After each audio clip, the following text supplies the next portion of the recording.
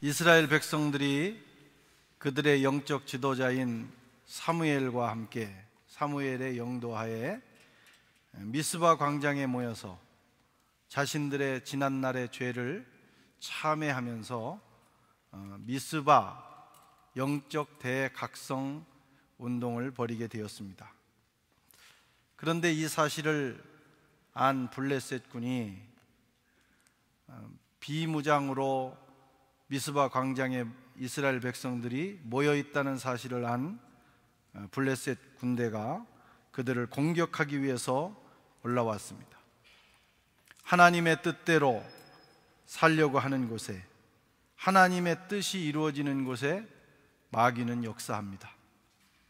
마귀는 아주 비겁하고 아주 교활한 존재이기 때문에 빈틈을 보이면, 우리가 연약해진, 우리가 어떤 그들과 맞설 수 없다고 생각하는 상황이 오면 공격합니다. 영적 생활을 잘 하려고 마음먹으면 마귀는 꼭 방해를 놓습니다. 그래서 영적 생활 하기가 쉬운 일이 아닙니다. 이 일로 인해서 이스라엘 백성들이 큰 두려움에 쌓였습니다. 그래서 사무엘에게 기도를 요청하지요. 8절 말씀을 보면, 당신은 우리를 위하여 우리 하나님 여호와께 쉬지 말고 부르짖어 우리를 블레셋 사람의 손에서 구원하시게 하소서. 사무엘이 그 요청을 듣고 어린 양 하나를 취해서 번제를 드린 후에 이스라엘 백성들을 위해서 간절히 하나님 앞에 기도를 드렸습니다. 그 기도를 들으신 하나님께서 우레를 그 블레셋 진영에 보내셔서 그들을 혼란하게 하셨어요. 혼비백산하게 하셨어요. 결국은 이스라엘 백성들이 그들을 물리치게 되었습니다. 인생의 생사화복은 하나님께 있습니다. 전쟁의 성공, 승패도 하나님께 있습니다. 사무엘상 17장 47절에 전쟁은 여호와께 속한 것인즉 그가 너희를 우리 손에 붙이시리라 말씀하셨어요. 내가 잘해서, 내가 능력이 있어서 인생에 승리하는 것이 아니라 하나님께서 우리를 도와주셨기 때문에 우리가 오늘 여기에 있게 된 것입니다. 전쟁에 승리한 사무엘이 흥미로운 일을 하나 하는데, 돌을 하나 취해서 센과 미스바 사이에 세우고 그 돌의 이름을 에벤에셀이다 이렇게 이름 붙였습니다. 직역하면 도움의 돌이라는 뜻입니다. 12절에 보면 사무엘이 돌을 취하여 미스바와 센 사이에 세워 이르되 여호와께서 여기까지 우리를 도우셨다 하고 그 이름을 에벤에셀이라 하니라. 여호와께서 지금 이 순간까지 우리를 도와주셨다. 이 모든 승리는 바로 하나님께서 우리를 도와주셨기 때문이다 고백한 것입니다. 사무엘은 전쟁의 승리를 하나님께 돌렸습니다. 전쟁에 승리하게 하신 하나님을 기억하고자 했습니다. 모든 영광을 그분께만 돌리기를 원했어요. 그래서 그는 위대한 지도자인 것입니다.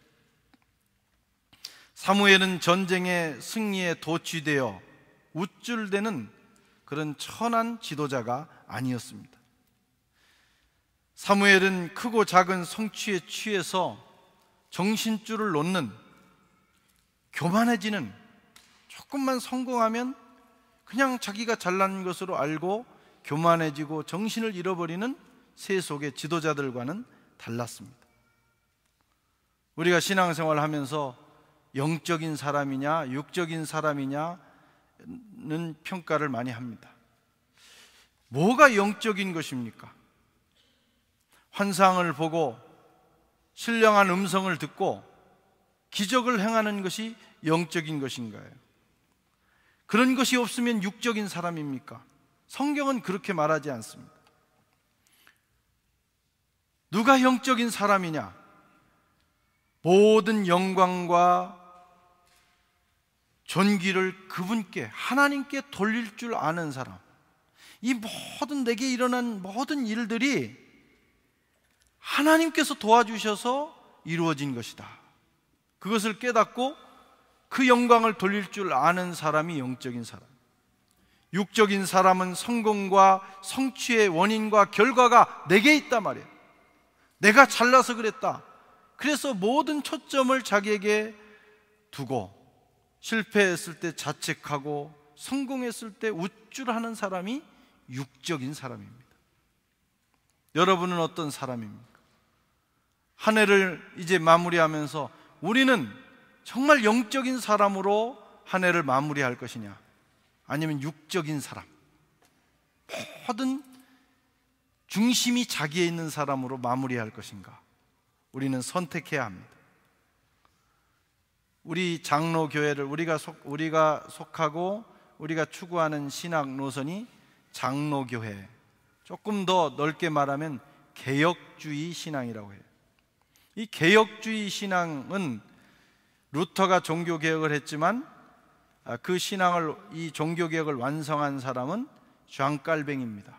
장깔뱅의 신학을 따르는 것이 바로 개혁주의인데, 이 개혁주의 신앙의 가장 중요한 모토가 뭐냐면 모든 영광을 하나님께 돌린다. 우리에게 일어난 모든 것들이 하나님의 뜻 가운데 이루어진 것이고 하나님의 도우심이 있었고 하나님이 밀어주셔서 됐다는 거예요. 그래서 그 영광을 하나님께만 돌리는 겁니다. 솔리 데오 글로리아, 오직 하나님께만 영광을 돌린다. 사무엘은 그런 사람이었습니다. 이스라엘의 초대왕 사울이 있었지요. 그는 하나님에게 특별한 사랑을 받았고 은혜를 입은 사람입니다. 이스라엘 역사에, 하나님의 백성의 역사에 초대왕으로 그는 부름을 받았습니다. 왕이 되는 과정이나 왕이 된 후에도 하나님께서 전적인 은혜를 그에게 베풀어 주셨어요. 하는 일마다 복되게 하시고, 그가 전쟁에 나가면 이기게 하시고,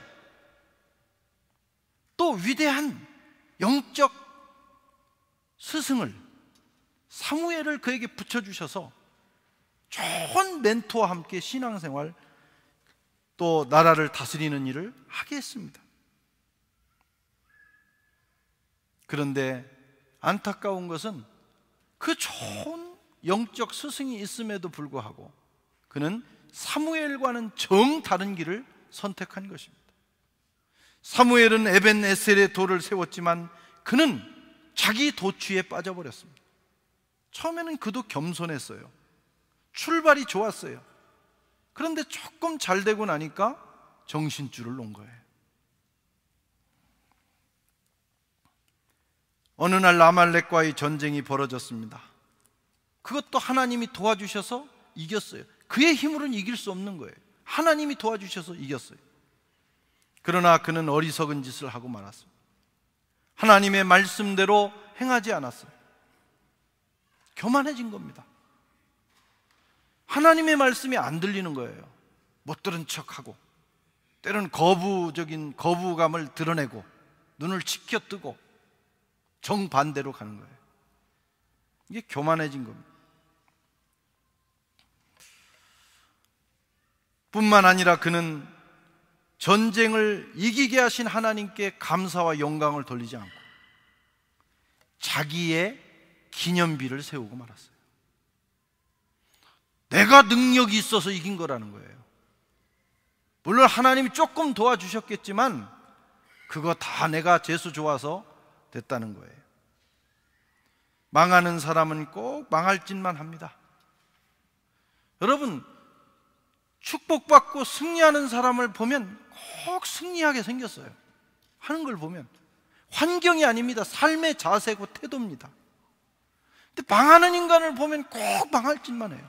망하는 사람 만나고 망하는 데 가고 망할 말을 하고 망하는 행동을 합니다. 오늘 사울이 그랬습니다. 15장 사무엘상 15장 12절에 보면 이렇게 돼 있어요. 사울이 갈멜에 이르러 자기를 위하여 기념비를 세우고 돌이켜 길갈로 내려갔다 하는지라. 지금 자기 기념비 세울 때가 아닙니다. 하나님의 마음이 그에게서 떠나고 계신 거예요. 정신없는 거예요. 자기의 기념비를 세우고 망하는 길로 갔습니다. 사울과 그의 가문도 다윗의 가문처럼 영원할 수 있었어요. 그러나 그는 이때부터 내리막길을 갑니다. 물론 그도 다윗처럼 사울도 40년을 다스렸어요. 당장은 뭐 별일이 없는 것 같았어요. 그러나 하나님의 영광이 떠났어요. 그는 대를 잊지 못했습니다. 에벤에셀의 돌 대신에 자신의 기념비를 세우는 순간 사울과 그의 왕가는 몰락의 선을 넘어섰습니다. 이 몰락의 선이 있어요. 조금 사람이 덤벙대고 좀 모자라고 실수도 할 수 있고, 이 자식 중에도 조금 속도 세기는 그런 자식도 있고 다 있는 거예요. 그 선, 그러나 그 몰락의 선을 넘어서면 안 되는 거예요. 그 안에서는 하나님께서 바운다리를 넓게 치셔가지고 어지간하면 다 봐주셔요. 그래, 뭐 훌륭하지는 않지만 그 정도 선에서는 뭐 돌아오게도 하시고 이래 하지만 몰락의 선이 있어요. 교만해지는 겁니다. 자기 삶에서 하나님을 제끼는 겁니다. 하나님은 누구에게도 영광을 빼앗기지 않습니다. 어떤 우상에게도 영광을 빼앗기지 않아요. 그런데 그걸 그에게 돌리는 거예요. 자신에게 돌리는 거예요. 그게 바로 몰락의 선입니다. 그 선을 넘어서면 망하는 것이죠. 여러분, 처음에 잘하는 것도 중요합니다. 그러나 마무리를 잘하는 게 더 중요해요. 사울도 처음에는 잘했습니다. 그런데 마무리를 못했어요. 마무리가 중요합니다. 처음에는 겸손한 마음과 자세로 시작합니다. 처음에는 은혜를 알고 감사합니다. 그러다가 뭔가 좀 잘 되면 정신줄을 놓습니다. 이게 세상 사람들이고 이게 우리의 모습이 아니겠습니까? 그게 문제입니다.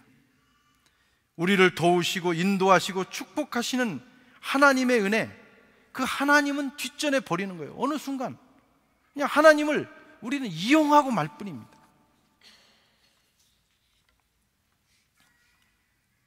그래서 어리석은 인생이 되고 천한 인생이 되는 거예요.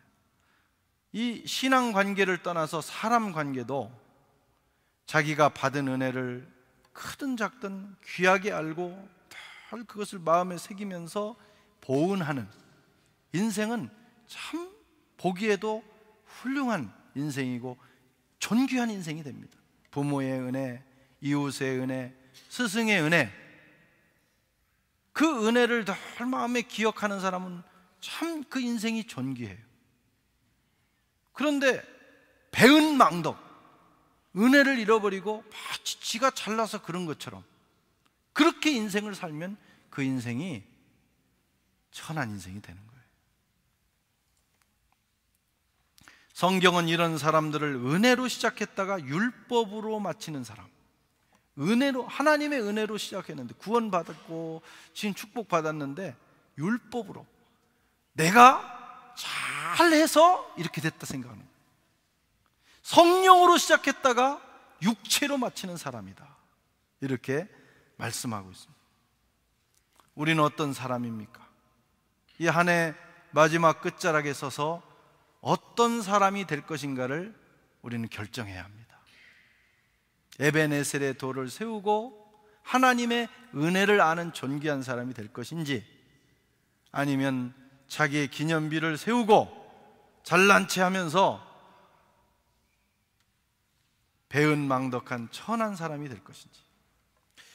여러분, 예수님의 제자 베드로는 사실 보면 그렇게 매력 있는 사람은 아닙니다. 덤벙덤벙 그냥 예수님 제자 중에서 실수란 실수는 아주 도맡아서 다 하는 사람이 베드로였어요. 그럼 뭐 그렇게 실수하는 게 뭐가 그렇게 좋다고 그냥 막 급하게 실수를 합니다. 그는 출신이 어부였어요. 늘 그의 손에는 비린내가 있었어요. 그렇게 좋은 출발은 아니었습니다.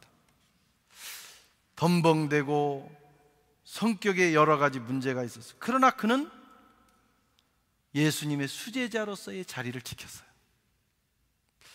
그가 잘한 게 뭐냐? 성경을 읽어보면 덤벙대고 많은 문제를 일으키지만 도를 넘지 않았어요. 넘어서는 안 되는 그 선이 있잖아요. 몰락의 선을 넘지 않았어요. 어느 날 고넬료의 가정에서 베드로를 초청했습니다. 너무 귀한 사도가 오니까 이 고넬료의 가정에 초청된 모든 사람들이 그 앞에 엎드려서 경배를 하는 거예요. 예를 너무 지나치게 갖추는 거예요. 그때 베드로가 야, 그래도 내가 예수님의 수제자, 야, 이거 굉장한데?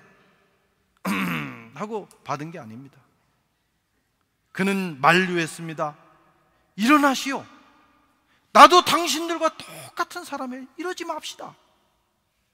이거 하나에 그의 인생이 쭉 끝까지 가는 거예요.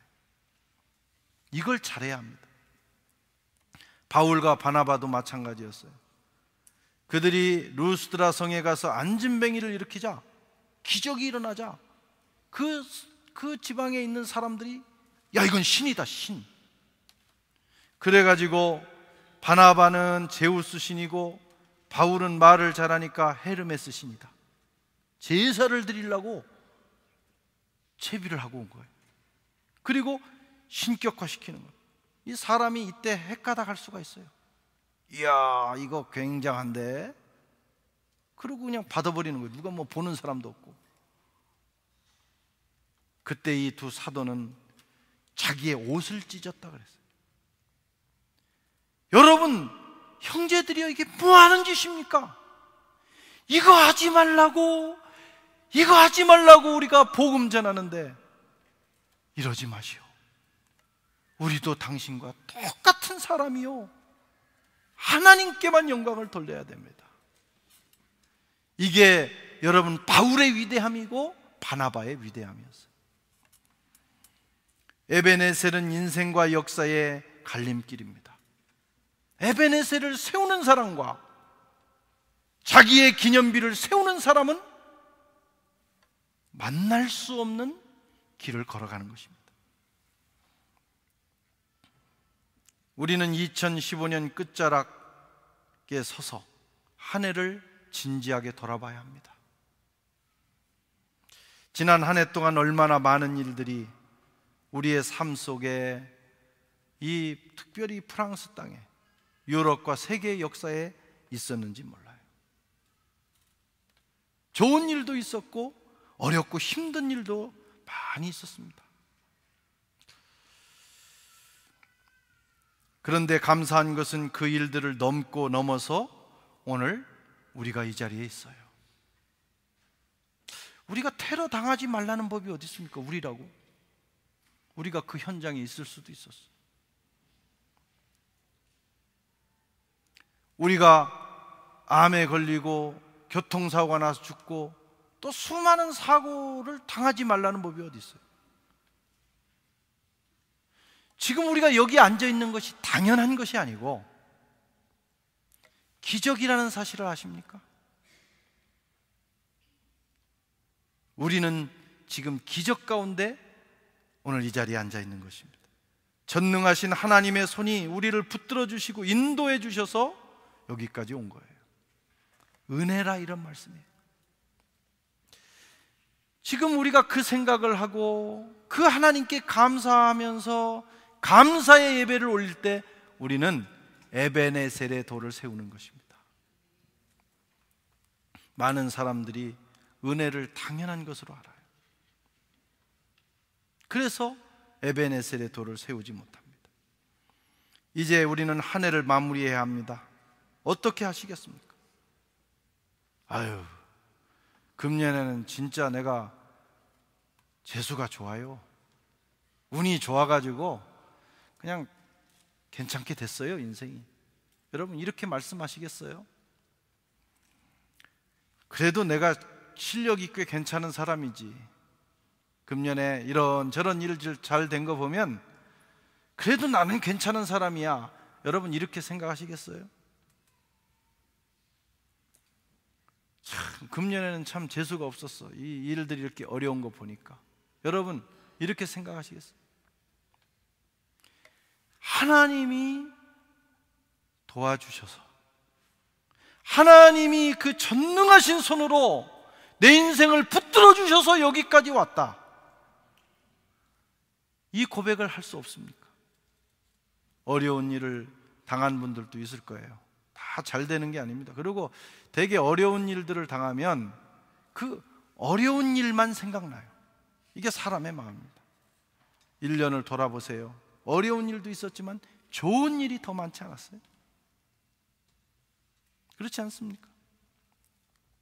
어려운 일도 있었지만 그보다 더 큰 어려운 일을 하나님 막아주셨다는 사실을 기억 못하십니까? 영적으로 돌아보면 지금 내가 여기에 있는 것 자체가 은혜고 기적이에요. 감사하지 않을 수가 없는 것입니다. 하나님이 여기까지 우리를 도우셨다. 에베네셀의 돌을 세워야 합니다. 마지막 남은 며칠, 아니 몇 시간이 남았습니다. 이 시간을 정말 진지하게 돌아보며, 1년을 돌아보며 하나님께 감사하고 하나님께 영광을 돌리는 시간으로 마무리해 보시지 않으시겠어요? 그러면 희망 가운데 또 새해를 맞이할 수가 있게 될 것입니다. 지난 한 해 동안에 세상에는 참으로 끔찍한 일들이 많이 있었습니다. 전쟁이 있었어요. 우리가 지금 전쟁을 겪지 않아서 전쟁이 먼 일 같지만 세계 곳곳에 전쟁이 끊임없이 일어났습니다. 시리아 땅을 보세요. 내전이지만 거기에 화학무기가 터져서 여러분 그 나라에서 얼마나 많은 사람들이 죽어갔는지 몰라요. 모든 터전을 잃고 그들은 그 나라를 떠났습니다. 파리에 테러가 일어났어요. 여러분 2월 달에 일어난 테러, 그 다음에 11월 13일에 일어난 테러 두 번만 있었던 게 아닙니다. 한국에서 어느 방송국에서 리포터를 요구해서 제가 좀 살펴보니까 평균 한 달에 한 번꼴로 테러가 일어났어요. 크고 작은 테러. 크게 보도가 안 돼서 그렇지.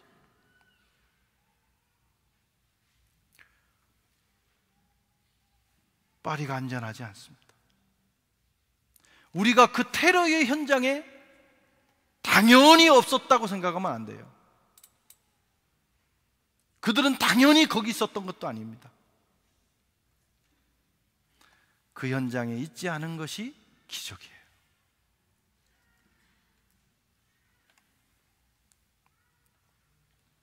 사고가 얼마나 많았습니까? 교통사고, 이건 전쟁보다 더 무서운 거예요. 우리 여기만 나가도 교통사고가 막 날 수 있는 현장 아닙니까? 통계를 쭉 살펴보니까 미국은 좀 인구가 많죠. 미국 통계를 보니까 1년에 교통사고로 죽는 사람이 32,000명. 전쟁입니다. 총기 사고로 작년에 죽은 사람들이 33,000명.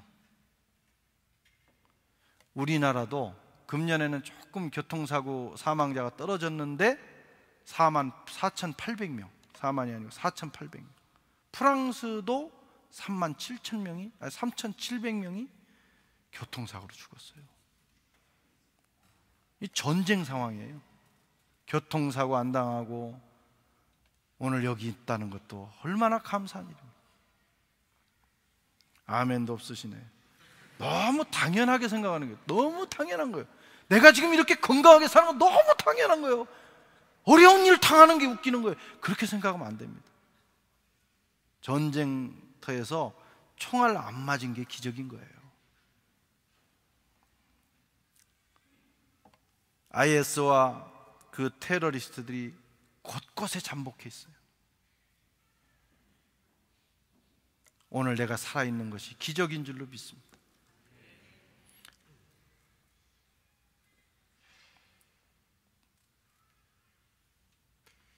1년을 돌아보십시오. 하나님의 은혜가 아니고는 설명할 수 없는 일들이 우리 인생 전체인 것입니다. 오늘 부른 찬송가처럼 지금까지 지내온 거 주님의 크신 은혜라. 한이 없는 주의 사랑 어찌 이루 말하랴. 자나깨나 주의 손이 나를 지켜주시고 모든 일을 주 안에서 형통하게 하시네. 자나깨나 잠들어 있는 순간에도 주님이 우리를 지켜주신 거예요. 우리 찬송을 한번 같이 정말 하나님 앞에 에베네셀의 돌을 세우는 마음으로 고백하면서 불러보겠습니다. 301장. 기도하는 마음으로요.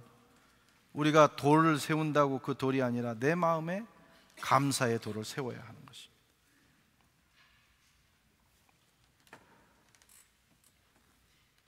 아까 불렀던 1절만 부르겠습니다. 2번 부르겠습니다. 고백하는 마음으로.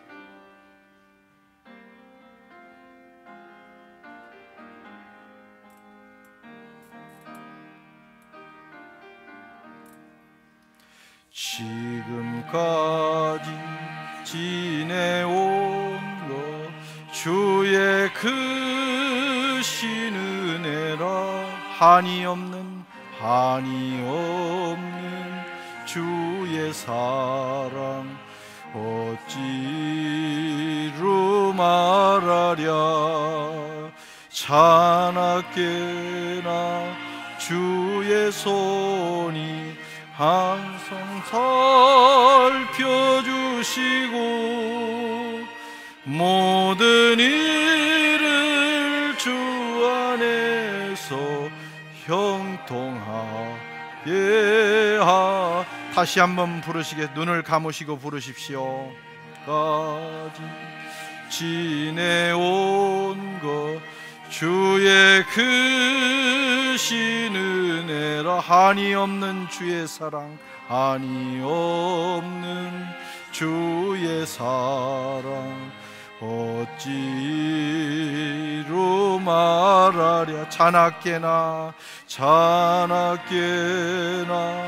주의 손이 나를 지켜주시고 모든 일을 주 안에서 형통하게 하시네. 할렐루야. 우리 교회도 주님이 지켜주셨습니다. 작년 여름에 우리는 프랑스 교회로부터 충격적인 편지를 받고 두려워하고 근심하고 이거 어떻게 해야 되나? 우리가 예배를 제대로 드릴 수 있을까? 그런데 하나님께서 은혜 주셔서 우리가 예배를 잘 드릴 수 있게 됐어요. 얼마나 감사합니까? 그 일로 기도하게 됐고 또 교육관을 마련하게 됐고, 그래서 2부 예배, 여기서만 드리면 2부 예배 드릴 수 없는데 2부 예배를 꼭 1년 전에 시작하게 하셨어요. 감사한 것은 1부 예배를 하나님이 채워주시고 또 2부 예배도 부응하게 하셨어요. 오늘 우리 교회 성도들이 많이 이 연말이 돼서 여행 가고 귀국하고 그런데도 불구하고 또 우리가 함께 또 이렇게 예배를 드릴 수 있게 된 거 얼마나 놀라운 기적인지 모릅니다. 특별히 교육관 같은 데는 사실 이 공기가 잘 통하지 않는 그 카타콤 같은 그런 교육관을 얻었지만 그 곳에서 얼마나 많은 일들이 1년 동안 일어나는지 몰라요. 청년들이 모이고 구역이 모이고 또 여러 가지 프로그램들, 영적인 프로그램들이 돌아가면서 하나님의 교회가 풍성함을 얻었습니다. 우리가 금년에 1사분기를 시작하면서 우리 교회 임원들이 굉장히 걱정했고, 저도 목사인데 좀 믿음이 부족한가 봐요. 금년에 처음 시작하면서 작년보다 하나님께서 재정적으로 풍성한 은혜 3만 4만 유로를 더 우리에게 허락하시지 않으면 우리가 이게 소위 말하면 적자가 나는 거예요. 그게 몇 년 가면 교회는 파산에 이르는 거예요. 그런 상황을 가지고 한 해를 시작했어요. 경제적으로 어렵고 주위 환경이 다 성도들도 어려웠습니다. 그런데 일사분기를 시작하는데 정말 어려운 거예요. 재정부장님이 오셔서 야, 이거 좀 심각하다, 그런 말씀을 하셨습니다.